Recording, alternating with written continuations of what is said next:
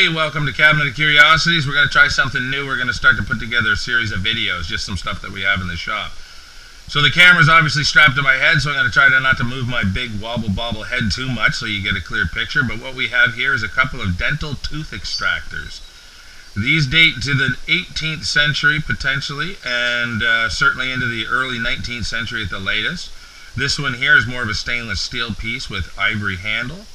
And this one here is more of a cast piece with also an ivory handle. This one probably dates to the late 1700s, early 1800s. As you can see, they are pretty scary. What happened? A very simple thing. You had a tooth that had to come out. What would happen is they would simply grab the handle here, and this thing is just on a clever little latch system.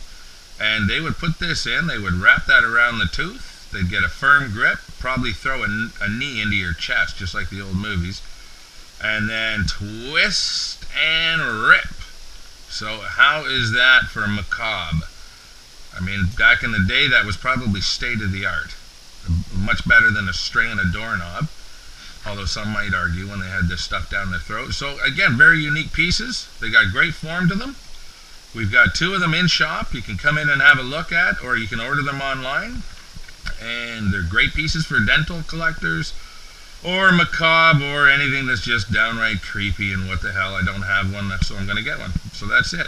And actually, speaking of teeth, I will glance over here. I don't know if you can see this.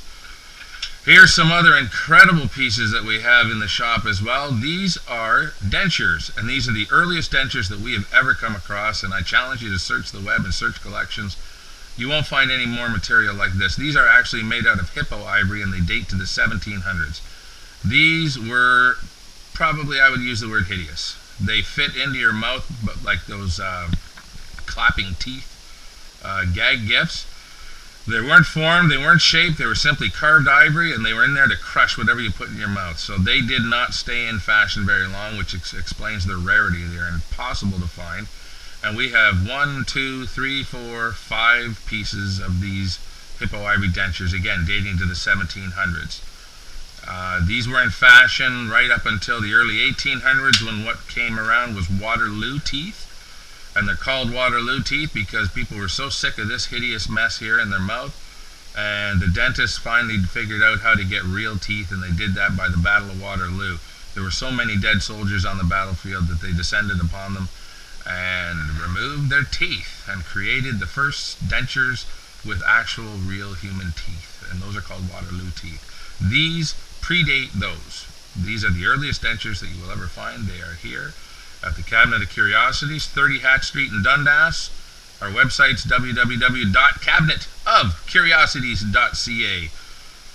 Dentures, tooth implements, a tiny fraction of all the crazy stuff that we have in the shop.